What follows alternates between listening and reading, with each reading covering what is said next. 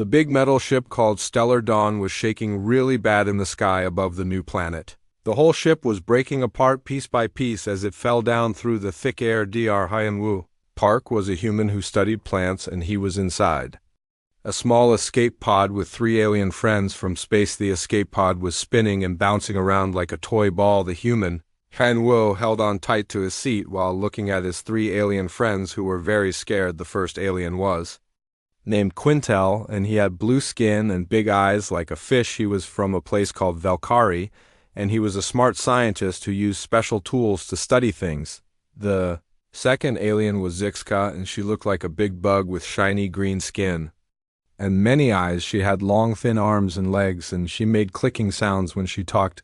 She was really good at fixing machines and spaceships. Her people were called the Thrax, and they were known for being the best engineers in the galaxy. The third alien was very different from the others. His name was Morden, and his body was made of crystal like colorful glass. He could glow different colors when he felt different things. Right now he was glowing orange, which meant he was very worried and scared. His people were called the Quartz Folk, and they were made of living rock and crystal. The escape pod hit the ground really hard with a loud crash sound that hurt their ears. Trees and dirt went flying everywhere, and the pod rolled over and over before it finally stopped. The door was stuck, and they had to push really hard to get it open. When they crawled out, they saw they were in a thick forest with strange purple trees everywhere. Young-woo looked around at all the weird plants and trees while his alien friends were checking if they were hurt. The trees had purple leaves instead of green ones, and there were big flowers that glowed softly in the dim light. The ground was covered with strange grass that felt soft under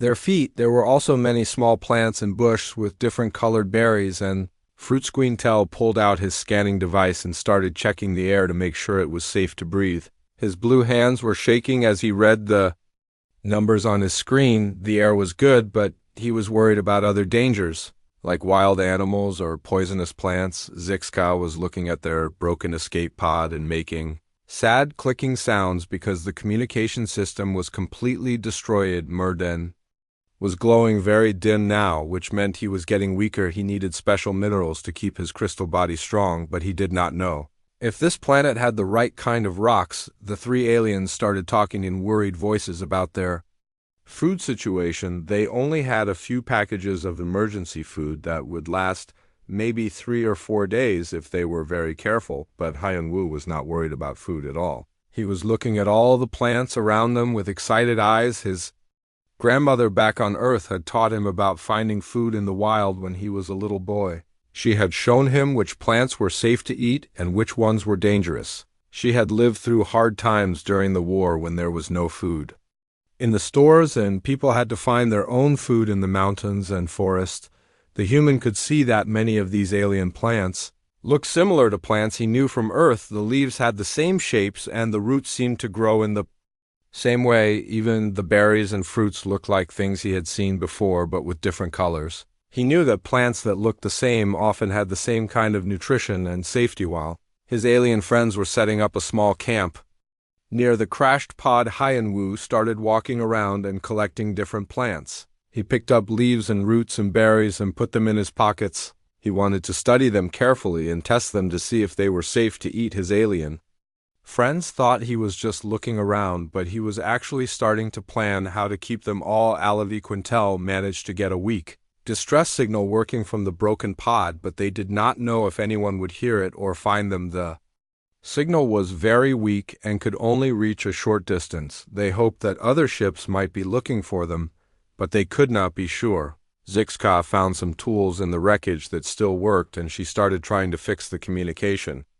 system. As the alien sun started to go down, the sky turned green and gold colors that were very beautiful, but also strange. The 3 aliens gathered around their small pile of emergency food and started dividing it into tiny portions. They were trying to make it last as long as possible. Each portion was very small and would not make anyone feel full. Hyun-woo watched his friends divide the food, and he felt sad for them. They were so worried about starving, but he could see food everywhere around them. The forest was full of things to eat if you knew what to look for. He decided not to tell them yet because he wanted to test the plants first to make sure they were safe. He did not want to make his friends sick by accident that night.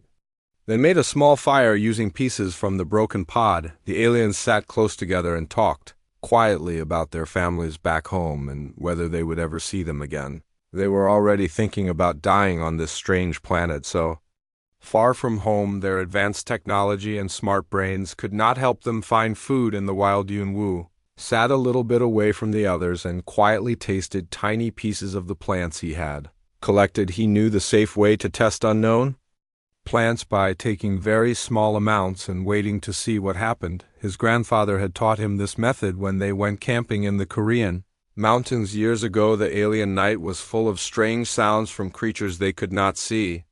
There were soft hooting noises and gentle rustling in the bush, but nothing seemed dangerous.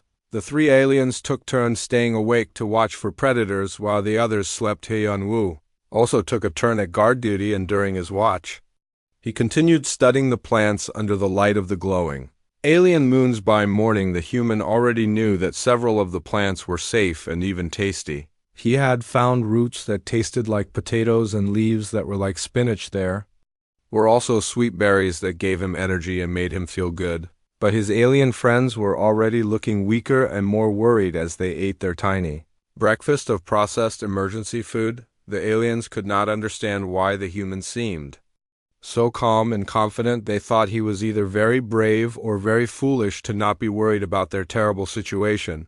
They did not know that Hyun-woo was already planning how to feed them all using the plants that grew wild all around their camp. He was waiting for the right time to show them that they were not trapped in a lifeless wilderness, but surrounded by a forest full of food.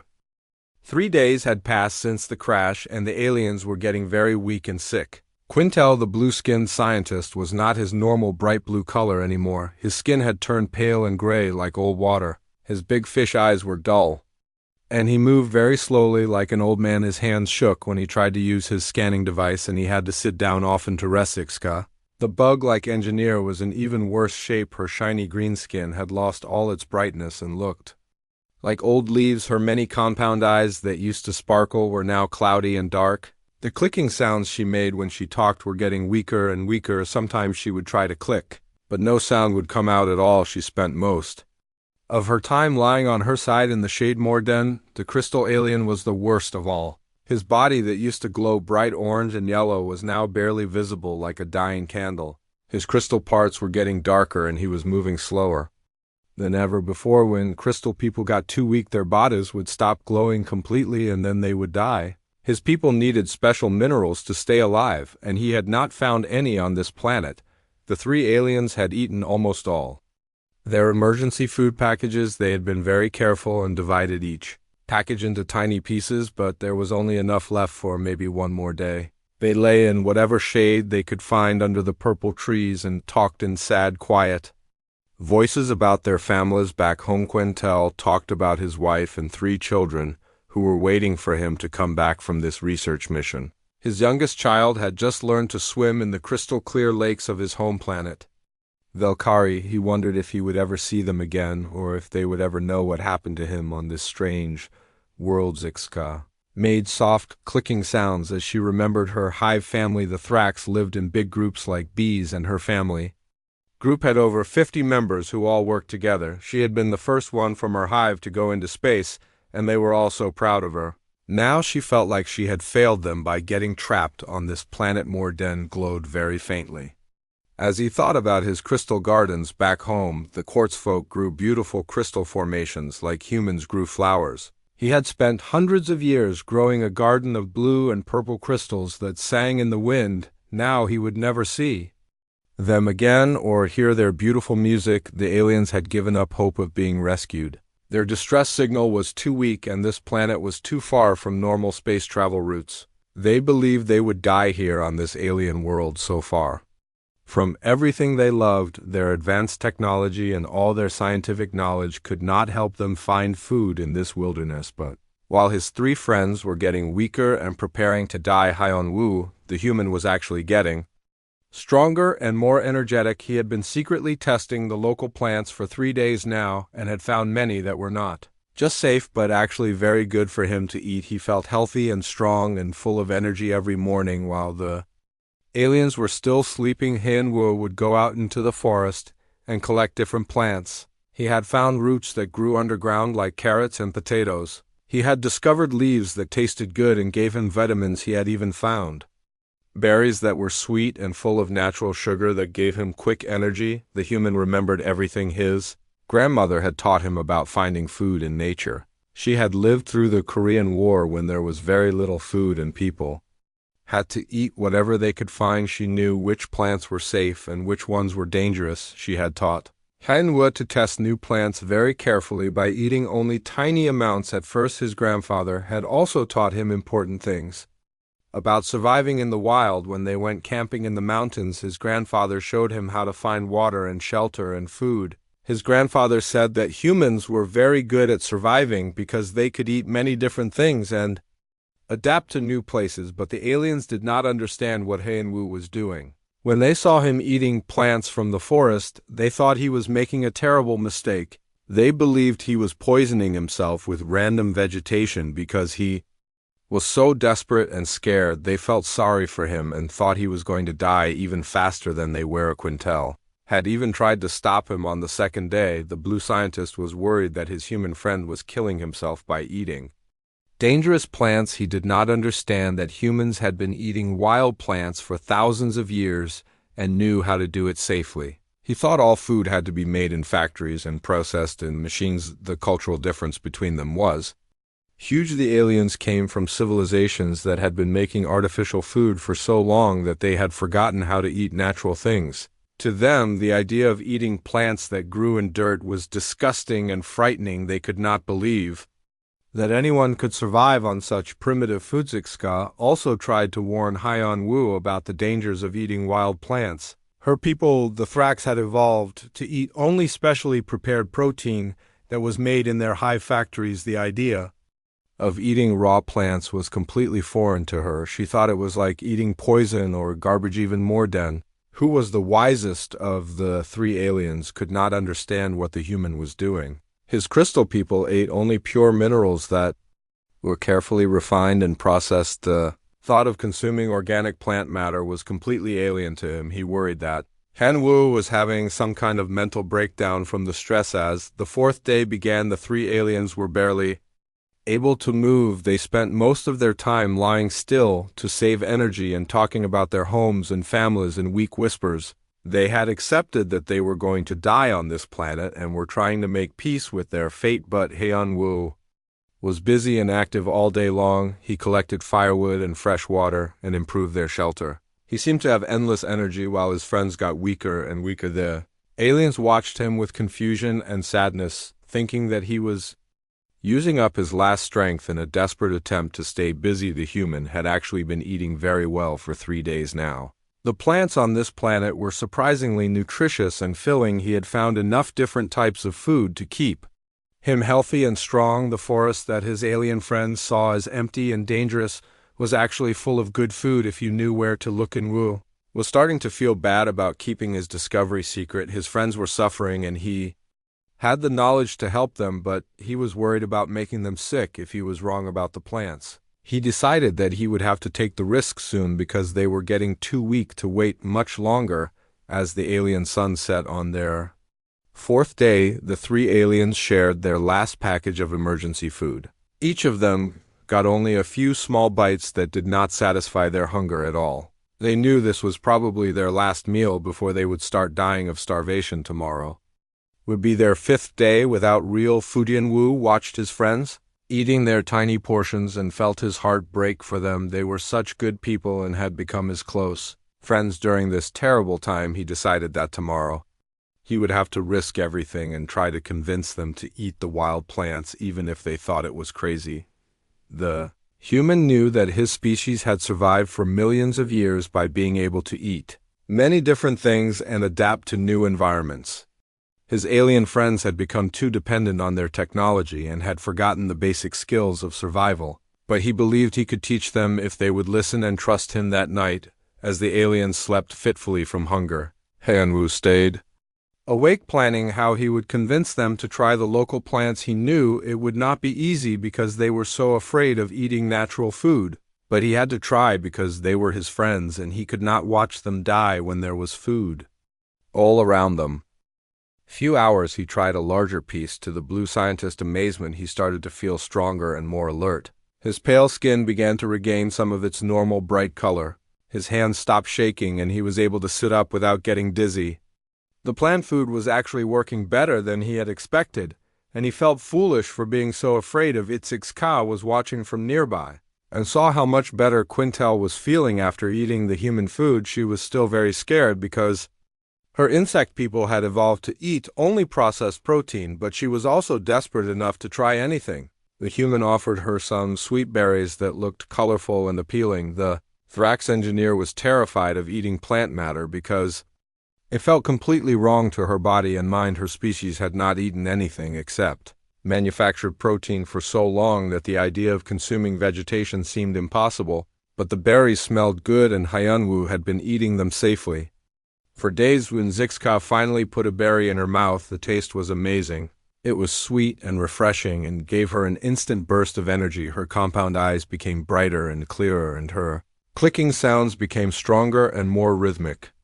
Within an hour of eating the berries, she was able to stand up and walk around the camp. Morden was the most difficult to convince because his crystal body needed very specific minerals to function properly. He could not eat the same plant foods that worked for the organic aliens. His body was fundamentally different and required a completely different type of nutrition to survive. But Hyunwoo had been studying the crystal alien carefully and had noticed that Morden seemed to get weaker.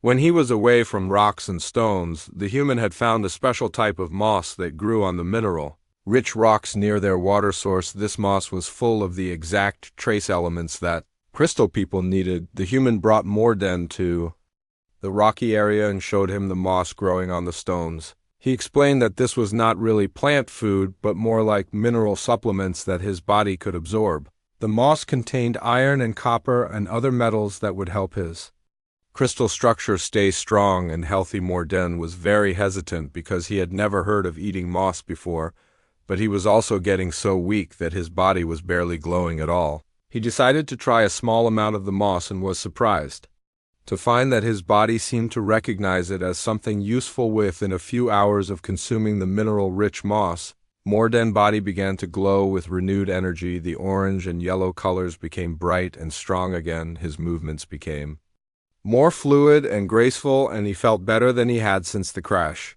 His crystal structure was getting the nutrients it needed to function properly. By the end of the fourth day, all three aliens were feeling much stronger and healthier than they had since the crash. They could not believe that the solution to their food problem had been growing all around them the entire time.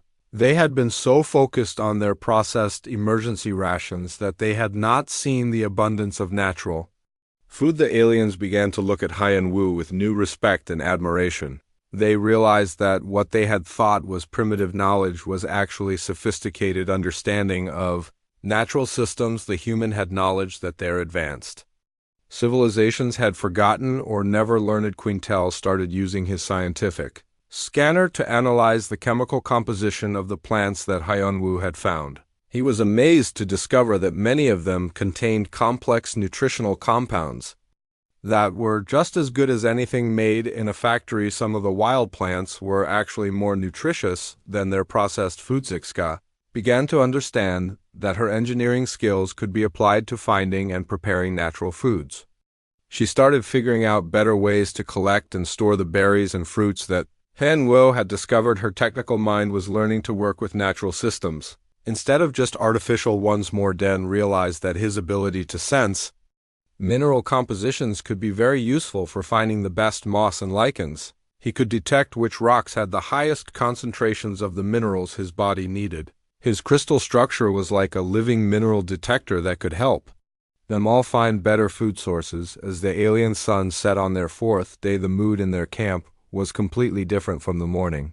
The three aliens who had been preparing to die were now actively learning survival skills from their human friend. They were beginning to see that they had underestimated both the planet and their human companion. Hyunwoo felt proud and happy that he had been able to help his friends survive. He had proven that human knowledge and adaptability were just as valuable as alien technology. The forest that had seemed hostile and empty was now becoming their home, and their source of life. That night, they all ate well for the first time since the crash. The aliens discovered that fresh natural food had flavors and textures that they had never experienced with their processed meals. They were starting to understand that they had been missing something important in their advanced civilizations.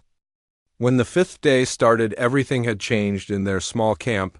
The three aliens who had been dying from hunger were now eager students. Learning survival skills from their human teacher, they followed Heian-Wu around the forest as he showed them how to find and identify different types of edible plants. The human was patient and careful as he taught his alien friends the ancient knowledge that his family had passed down for generations. He explained how his grandmother had learned these skills from her grandmother and how the knowledge had been kept alive even as Korea became a modern country with cities and technology. Heian-Wu told them stories about the Korean War when his grandmother was young and food was very scarce. People had to eat grass and tree bark and anything they could find to stay alive. His grandmother had become an expert at finding wild vegetables and roots in the mountains. Around her village, the aliens listened with growing amazement and respect. They had always thought that humans were less advanced than their civilizations, but now they were learning that humans had a different kind of intelligence. They had kept survival skills that other species had. Forgotten Quintel was the fastest learner because his scientific mind could understand the principles behind plant identification. He learned to look at leaf shapes and root systems and flower patterns to determine which plants were safe. His scanner helped him analyze the chemical makeup of different plants. The blue scientists started creating a detailed database of all the edible plants they found. He recorded their nutritional content, their taste, and their effects on alien physiology. His scientific training was perfect for organizing and categorizing their discovery. Quintel was fascinated by how much knowledge could be gained just by careful observation. He had always relied on his instruments and computers, but now he was learning to use his eyes and nose, and even his tongue to gather information about the natural world. Zixka discovered that her compound eyes were perfect for spotting ripe fruits and berries among the dense forest vegetation. Her vision could detect tiny differences in color that the others missed. She became their best berry picker, finding the sweetest and most nutritious specimens. The Thrax engineer also started applying her technical skills to food preparation. She figured out better ways to clean and store the plant foods they collected. She even built simple tools from crashed pod parts to help with digging roots and harvesting. High Fruitsix Ka was amazed at how her engineering knowledge could be used in natural settings. She had always worked with metal and circuits, but now she was learning to work with living systems. Her technical mind was finding new ways to solve practical problems. Summer Den became their guide to the best foraging locations. His crystal body could sense the mineral content of soil and rocks, which helped them find areas where the most nutritious plants grew. He could detect iron-rich soil that produced the best leafy greens. The crystal alien also found that his mineral sensing abilities helped him locate the special moss and lichens that his body needed. He could identify rocks with the right combination of trace elements from far away. His unique physiology was becoming a valuable tool for the whole group. Morden was learning that his precise mathematical mind could be applied to understanding natural patterns. He started recognizing the geometric relationships in plant growth and the mathematical principles behind forest ecosystems. As they worked together each day, the barriers between the different species began to disappear. They were no longer alien beings who happened to be stuck together, but a real team of friends who respected each other's abilities and knowledge. The aliens began to see that human adaptability came from maintaining connections to natural processes while also developing technology. Humans had not abandoned their survival skills. When they became advanced, they had kept both types of knowledge. Heian-Wu was learning just as much from his alien friends as they were learning from him. Quintel's scientific approach helped him understand the chemistry behind plant nutrition. Zixka engineering skills improved their food storage and preparation. Morden mineral knowledge helped them find the most nutritious foraging areas. Their camp was becoming more efficient and comfortable every day. They had established regular routines for water collection, food gathering, and camp maintenance. Each member of the group had found ways to contribute their unique skills to their survival. The Aliens were also discovering that natural food tasted much better than the processed meals they were used to. The fresh fruits were sweeter, the vegetables were more flavorful, and everything had interesting textures that synthetic food could not. Madge Quintel admitted that he had not realized how bland and boring his civilization's food had become. Everything was perfectly nutritious and safe, but it all tasted the same and had no variety or surprise. The wild foods were full of new flavors. And Sensation Shikska found that eating natural foods made her feel more energetic and alert than processed protein ever had. Her body seemed to respond better to the variety of nutrients in wild plants. Her compound eyes became brighter and her movements more quick and precise. Murden discovered that natural minerals from moss and lichens worked better in his crystal structure than refined supplements. The organic compounds seemed to integrate more smoothly with his body chemistry, making him glow brighter and move more gracefully. By the end of the 5th day, they had cataloged over 20 different edible plants in their immediate area. They had learned to prepare them in different ways and had figured out which combinations provided the best nutrition for each species. The group had also developed a daily routine that balanced individual foraging with group activities. They would spend mornings collecting food together and afternoons working on camp improvements. Each evening, they would share their discoveries and plan the next day activities. Their respect for each other had grown into genuine friendship and affection. They shared stories about their homes and families and dreams for the future. They had learned that, despite their physical differences, they had much in common. Hyun-woo felt proud that he had been able to share his cultural knowledge with beings from other worlds. The survival skills his grandparents had taught him were proving valuable far beyond anything they could have imagined. The aliens were beginning to understand that true intelligence meant more than just advanced technology. It meant being able to adapt to new situations and learn from different sources of knowledge. They realized their civilizations might benefit from rediscovering some of the wisdom they had lost. As they sat around their campfire that evening, eating a meal of fresh wild foods, they felt grateful for their strange situation. What had started as a disaster was becoming an opportunity to learn and grow and form friendships across the boundaries of species. They no longer thought of themselves as stranded victims, waiting for rescue, but as explorers discovering new possibilities. They had learned that survival was not just about having the right equipment, but about having the right knowledge and the willingness to adapt. The forest around them no longer seemed alien and threatening, but familiar and welcoming. They had learned to read its signs and understand its rhythms. They were beginning to feel at home in this strange world so far from their birth planets. By the 6th day, their small survival camp had become like a well-organized village. The aliens had not only learned to eat the local plants, but had begun to prefer them over their old processed food. They discovered that fresh natural meals had amazing flavors and made them feel healthier and stronger than ever before. The transformation in how they saw food was remarkable.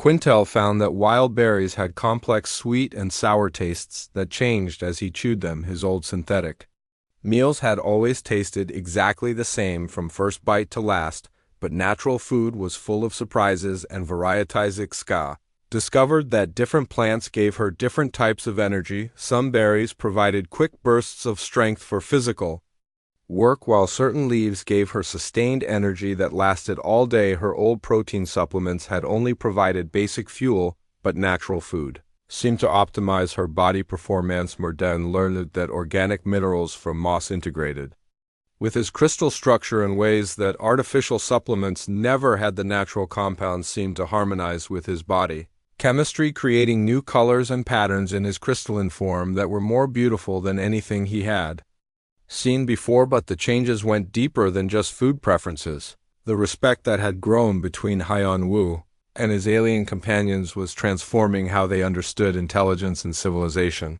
They were beginning to question everything they had been taught about advanced and primitive societies. Quintel spent hours discussing philosophy with the human scientist, his Valkyrie. People had always been proud of their technological achievements and their ability to control their environment through science, but now he was seeing that there were other types of knowledge that were equally valuable. The blue scientist realized that human wisdom came from staying connected to natural processes even while developing advanced technology.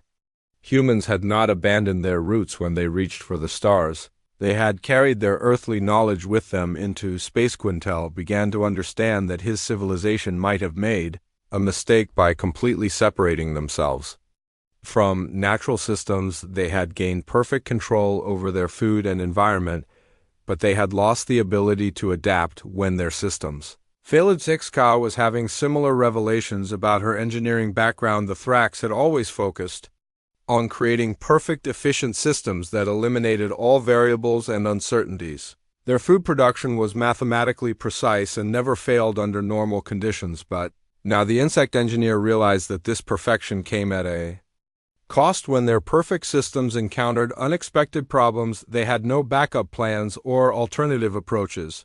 They had traded flexibility for efficiency and adaptability for control. Zixka started to see that the human approach of accepting some inefficiency and variability was actually more robust than Thrax perfectionism. Natural systems had built-in redundancy and multiple pathways that made them incredibly resilient. The bug-like alien began to design new engineering concepts that combined Thrax precision with natural flexibility.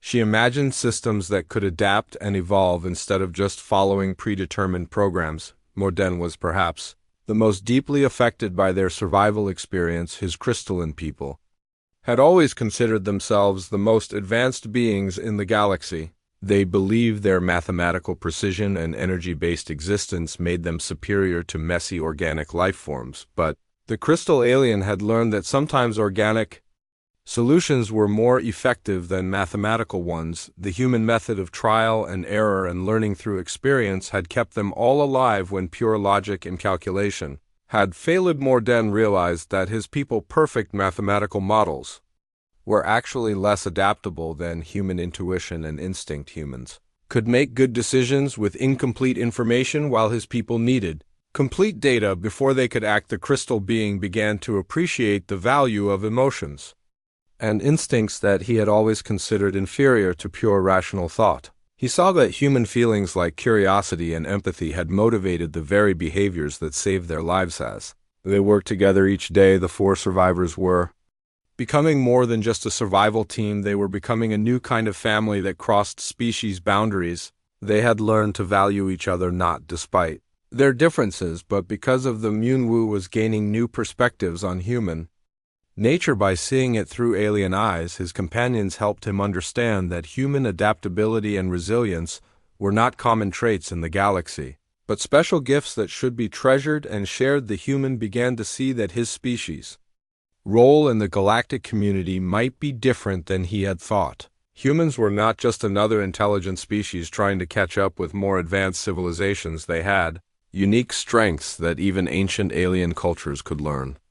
Quintel started planning how he would share their discoveries with the broader scientific community. He wanted to challenge the assumptions that advanced civilizations made about primitive survival methods. His research would show that traditional knowledge deserved respect and study. The Valkyrie scientist realized that his people education system needed to include basic survival skills. Alongside advanced technology, students should learn both how to operate quantum computers and how to find food in the wilderness. Zixka was already designing new emergency systems that incorporated biological redundancy and adaptive responses. She imagined spacecraft that could grow their own food and repair themselves using organic processes inspired by natural systems. The Thrax engineer wanted to revolutionize how her people thought about efficiency and control. She believed that truly advanced systems should be able to survive and adapt to unexpected challenges, not just perform perfectly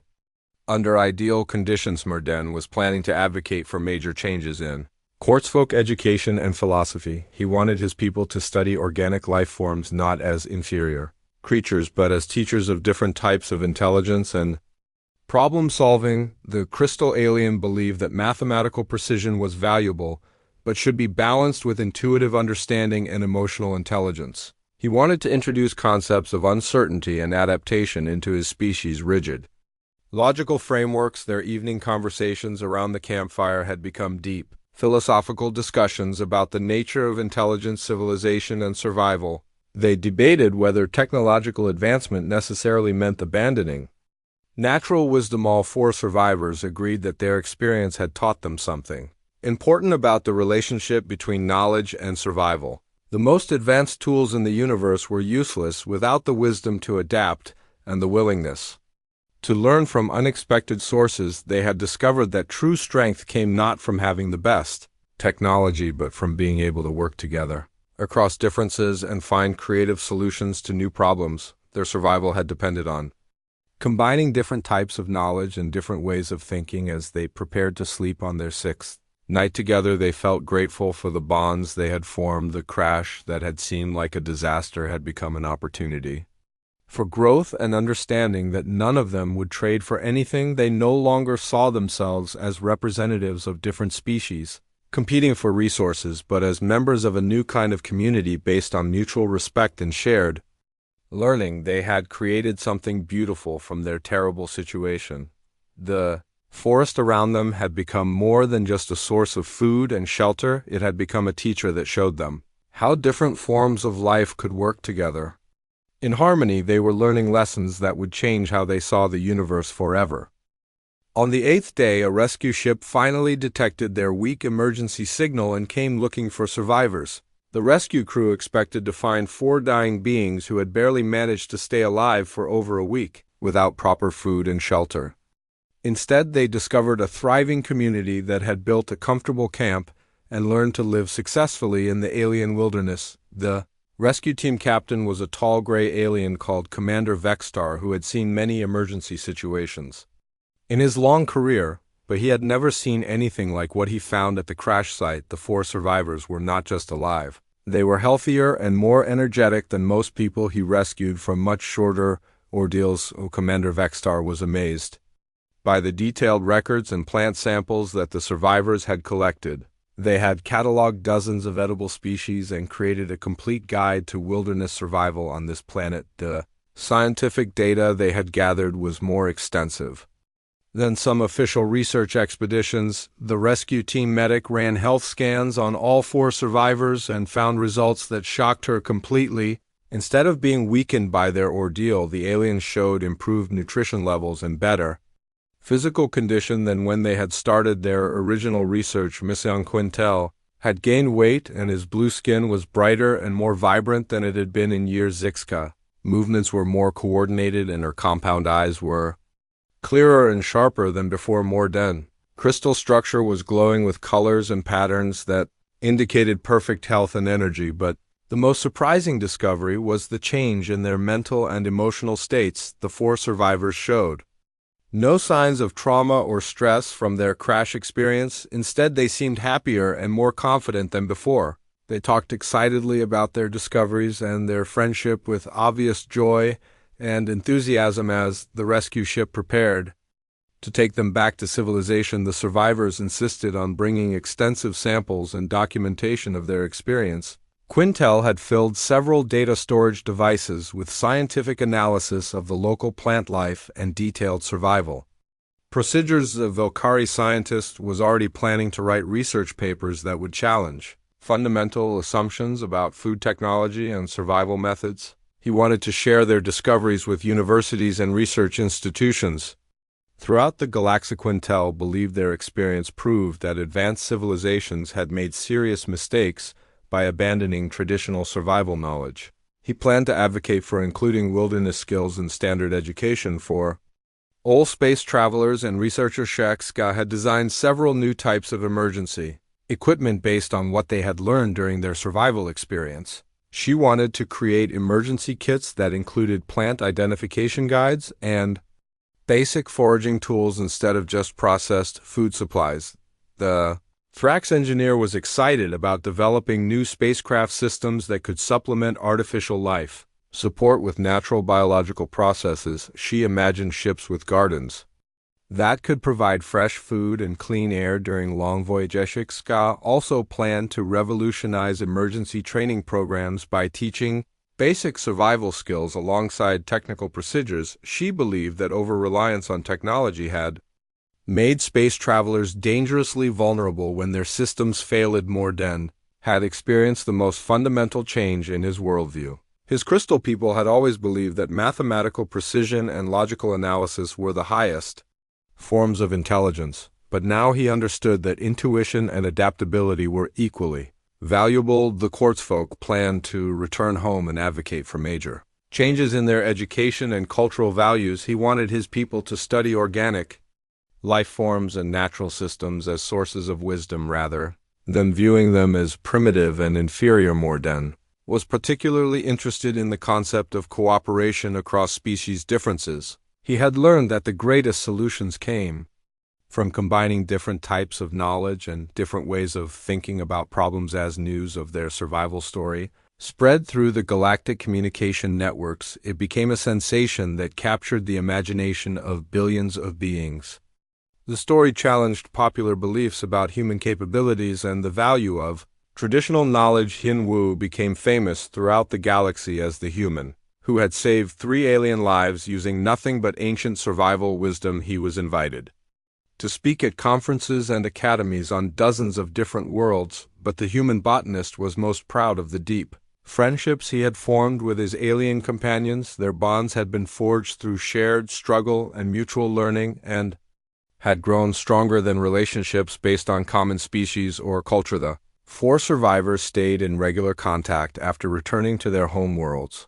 They continued to collaborate on research projects and survival education programs. Their friendship became a symbol of cooperation and understanding between different species. Years later, when each of them had returned to successful careers and normal lives, they would still remember their 8 days on that distant planet as the most important experience of their lives. They had learned the lessons that changed not just how they saw survival, but how they understood intelligence, cooperation, and friendship. When TEL research papers became required reading in xenobiology and survival science programs, his work proved that traditional knowledge deserved respect and study alongside advanced technology. His survival guides became standard equipment on research vessels throughout the galaxy's XK. Engineering innovations revolutionized emergency preparedness for space travel. Her biological backup systems and natural resource utilization methods saved countless lives in subsequent emergencies. Her designs showed that the most advanced technology could be enhanced by natural principles. Morden philosophical writings about cooperation and adaptive intelligence influenced educational systems throughout Quartzfolk society. His ideas about combining logical analysis with intuitive understanding became the foundation for a new approach to problem solving. But perhaps the most important legacy of their experience was the simple proof that different species could learn from each other and become stronger together. Their story inspired a new generation of interspecies cooperation and cultural exchange. The human who had survived on weeds while aliens starved had shown the galaxy that advancement was not about abandoning basic skills, but about integrating old wisdom with new knowledge. The strongest beings were not those with the most sophisticated tools, but those who could adapt and learn and work together. Their 8 days of survival had taught them that the most important technology in the universe was not computers or engines or weapons, but the ability to understand and help each other across the boundaries of species, culture, and belief. The forest on that distant planet continued to grow and flourish long after they left, but the lessons they learned there spread throughout the galaxy, changing how billions of beings thought about survival, cooperation, and the true meaning of intelligence and strength. Their story became a legend that reminded everyone that sometimes the most advanced solution to a problem was also the most simple, and that the greatest discoveries came not from laboratories or factories, but from the willingness to learn from unexpected teachers and to see wisdom in places where others saw only primitive weeds.